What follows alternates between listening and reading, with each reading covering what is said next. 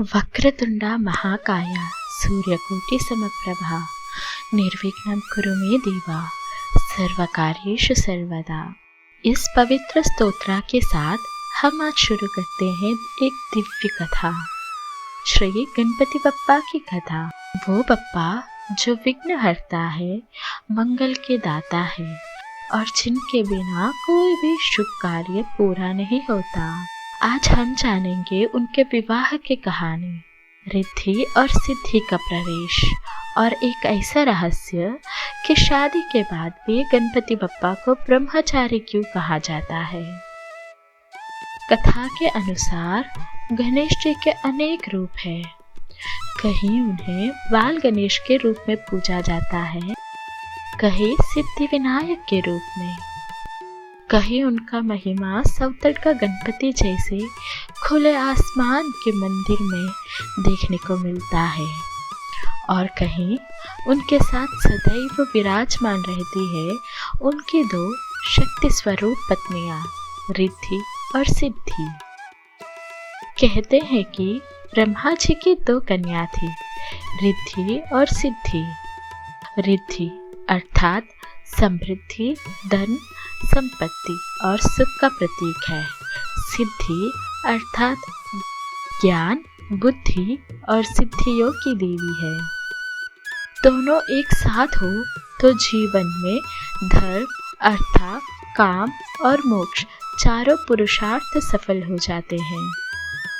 भगवान शिव और माता पार्वती ने सोचा, जो पुत्र विघ्न हरता है, जो सबसे प्रथम पूज्य है, जो असुरों का नाश करता है और देवों की रक्षा करता है, उसके जीवन में भी एक संगिनी होनी चाहिए।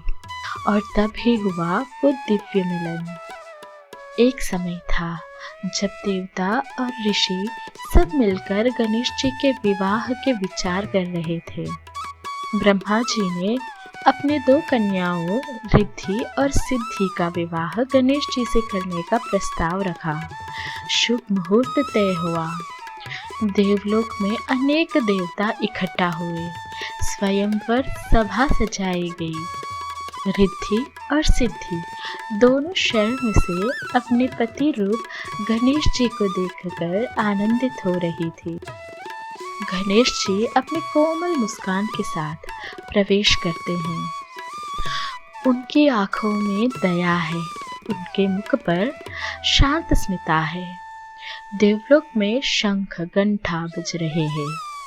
देवता स्तुति कर रहे हैं, जय गणेश देवा। और उसी शुभ समय पर रिद्धि और सिद्धि ने वरमाला गणपति जी के गले में डाली। स्वयंवर सफल हुआ। गणेश जी विवाहित हुए। तब से गणेश जी के दो रूप बने, रिद्धिपति और सिद्धिपति, और उनसे जन्म लिया शुभ और लाभ ने, जो सफलता और लाभ के देवता माने जाते हैं। भारत के कई मंदिरों में गणपति के साथ रिद्धि और सिद्धि का दर्शन होता है, जैसे सिद्धि विनायक मंदिर मुंबई, जहां भक्तों को उनके साथ देवी रिद्धि और सिद्धि का दर्शन होता है।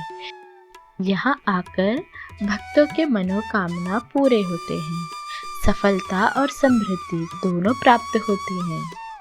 और कर्नाटका का प्रसिद्ध सवतड़ का गणपति मंदिर, जहां गणेश जी खुले आसमान के नीचे विराजमान हैं। यहाँ एक भी गोपुरम या गर्भगृह नहीं है, सिर्फ प्रकृति की गोद में गणपति बप्पा बैठे हैं। यहाँ प्रसाद में खीरा, केला और एकदम सरल भोग चढ़ाया जाता है। कहते हैं यही गणपति बप्पा सबसे अधिक सरल, सबसे दयालु और सबसे आसान रूप में मिलते हैं। अब सवाल उठता है, जब गणपति जी का विवाह हो गया रिद्धि और सिद्धि के साथ, तो उन्हें ब्रह्मचारी क्यों कहा जाता है? इसका रहस्य यह है कि गणपति के अनेक रूप हैं। कुछ स्थानों पर उन्हें विवाहित गणेश के रूप में पूजा जाता है, तो कुछ स्थानों पर ब्रह्मचारी गणेश। ब्रह्मचारी रूप इस बात का प्रतीक है कि गणेश जी अपने मन, वाणी और कर्मा पर सदैव संयम रखते हैं। उनकी पूजा करने वाले ब्रह्मचर्य का पालन करके विद्या, ज्ञान और सफलता पाते हैं और विवाहित रूप में उनकी पूजा करने से सुख, समृद्धि और पारिवारिक शांति मिलती है। इस प्रकार गणपति बप्पा एक ही समय पर विवाहित भी है और ब्रह्मचारी भी। ये उनके अनंत रूप का दिव्य रहस्य है।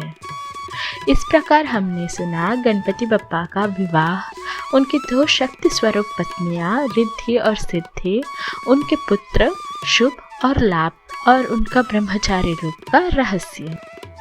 आज भी जो भक्त श्रद्धा से बप्पा को याद करते हैं, उनके जीवन से विघ्न दूर हो जाता है और जहाँ गणपति बप्पा है वहाँ सदैव मंगल ही मंगल है।